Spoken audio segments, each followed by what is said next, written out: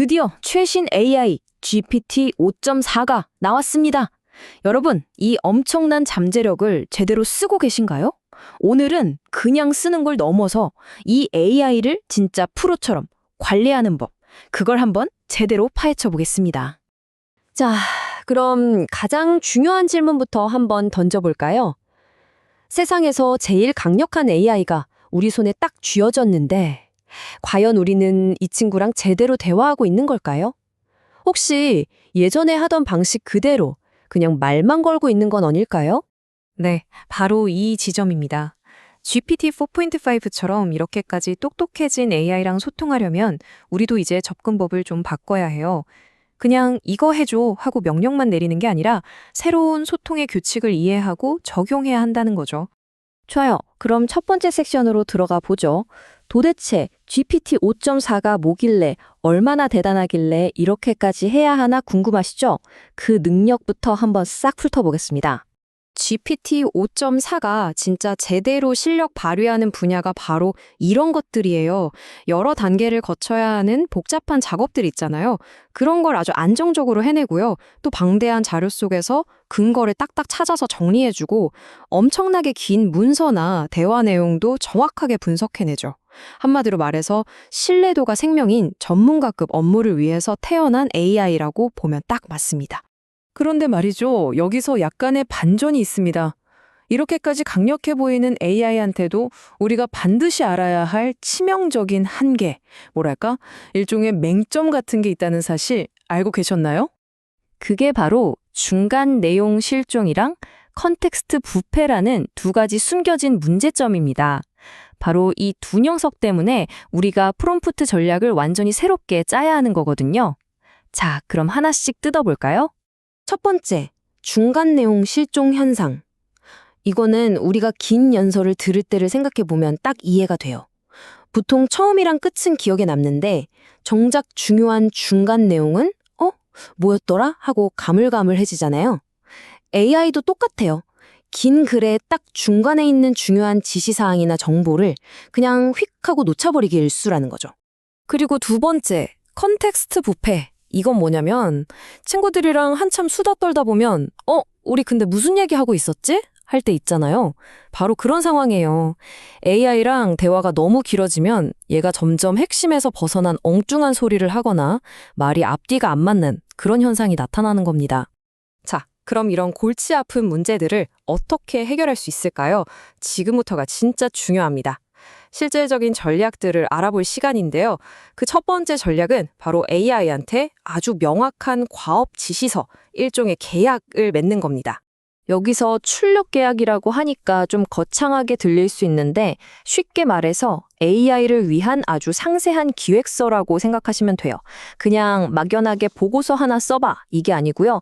결과물은 이런 형식으로 이런 구조에 맞춰서 내놔야 해라고 아주 명확하게 못을 박아주는 거죠. 지금 보시는 이 슬라이드가 바로 좋은 예시인데요.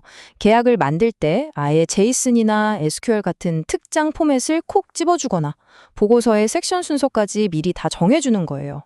이렇게 하면 AI가 중간에 길을 잃거나 이게 맞나 하면서 엉뚱한 결과물을 툭 내놓는 걸 원천적으로 막을 수가 있습니다. 계약서에 들어가야 할 또 다른 중요한 내용이 바로 이 후속 조치 정책입니다. 이건 뭐냐면요. AI가 작업을 하다가 어느 정도까지는 스스로 판단해서 진행하고 어떤 상황에서는 꼭 우리한테 물어봐야 하는지 그 기준을 정해주는 거예요. 왜냐하면 사사건건 다 물어보면 너무 비효율적이고 그렇다고 완전 제멋대로 하게 놔두면 큰일 날 수도 있으니까요. 자, 이 표를 한번 보세요. 진짜 명쾌하죠? 예를 들어서 위험도가 낮고 혹시 잘못돼도 되돌릴 수 있는 작업은 그냥 알아서 하라고 하고 파일을 지우거나 외부에 메일을 쏘는 것처럼 한 번 하면 끝인 되돌릴 수 없는 중요한 일은 반드시 우리한테 해도 될까요? 하고 허락을 받도록 규칙을 정하는 거죠. 이런 간단한 규칙 하나만으로도 큰 실수를 막고 AI가 계속 우리 통제 하에 있도록 만들 수 있는 겁니다. 자, 그럼 이제 두 번째 핵심 전략으로 넘어가 보겠습니다. 이번 전략은요, 복잡하고 여러 단계가 필요한 작업을 시켰을 때 AI가 중간에 에이 모르겠다 하고 포기하지 않고 끝까지 완수하게 만드는 데 초점을 맞춥니다. 네, 바로 이 문제예요. AI가 실패하는 가장 흔한 이유 중 하나가 바로 일을 끝까지 안 하고 중간에 멈춰버리는 이른바 불완전한 실행이거든요. 이걸 해결하는 게 바로 두 번째 전략의 핵심 목표입니다. 그럼 이걸 어떻게 막을 수 있을까요? 방법은 AI한테 완료가 뭔지 아주 명확하게 알려주는 겁니다. 예를 들어서 이렇게 지시하는 거죠. 내가 요청한 모든 항목을 다 처리하거나 만약에 하다가 막힌 부분이 있으면 블락드라고 표시하기 전까지는 절대로 작업을 끝냈다고 말하지 마. 이렇게요. 아예 스스로 체크리스트를 만들어서 관리하게 시키는 거예요. 특히 리서치 같이 좀 복잡한 작업을 시킬 때는 더 체계적인 접근이 필요해요. 그냥 자료 찾아봐 하고 툭 던지는 게 아니라 아주 효과적인 3단계 접근법이라는 걸 쓰는 겁니다. 지금 보시는 이 3단계 원칙이 바로 그건데요. 첫째, 일단 계획부터 세우는 거예요. 어떤 세부 질문들의 답을 찾아야 할지 쭉 리스트업 하고요. 둘째, 그 질문들에 맞춰서 검색을 실행합니다. 그리고 마지막 셋째, 그렇게 찾은 정보들을 쫙 모아서 최종 결론을 만들어내는 거죠. 그냥 이 구조대로만 시켜도 리서치의 퀄리티가 진짜 확 올라갑니다. 그리고 리서치할 때 절대 빼놓으면 안 되는 게 있죠. 바로 팩트체크, 사실관계 확인입니다. 여기 보이는 것처럼 아예 프롬프트에다 대고 절대로 출처 지어내지 마. 무조건 검색해서 나온 자료에 근거해서만 인용해야 해. 이렇게 명확한 규칙을 딱 정해줘야 해요.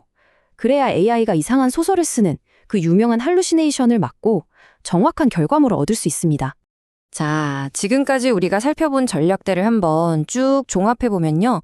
결국 우리는 AI와의 관계를 완전히 새롭게 봐야 한다는 결론에 이르게 됩니다. 맞아요. 이제 우리는 단순히 질문이나 던지고 답이나 기다리는 그런 사용자가 아닌 거예요. 강력하지만 허점도 있는 이 시스템이 올바른 방향으로 제대로 일하도록 구조를 짜주고 과정을 이끌어주고 결과물을 꼼꼼히 검증하는 바로 AI 매니저가 되어야 하는 거죠. 바로 이 문장이 오늘 이야기의 핵심을 정확히 꿰뚫고 있습니다. 우리의 목표는 이제 단순히 묻는 것이 아니라 AI의 작업을 안내하고 구조화하고 검증하는 것이 되어야 합니다. 이게 바로 GPT-5.4의 진짜 잠재력을 100% 끌어내는 열쇠입니다. 자, 오늘 우리가 함께 살펴본 이 방법들을 바탕으로 한번 생각해 보세요. 여러분은 앞으로 여러분의 AI를 어떻게 관리하실 건가요? 그리고 이 강력한 파트너와 함께 어떤 멋진 결과물들을 만들어 가시겠습니까?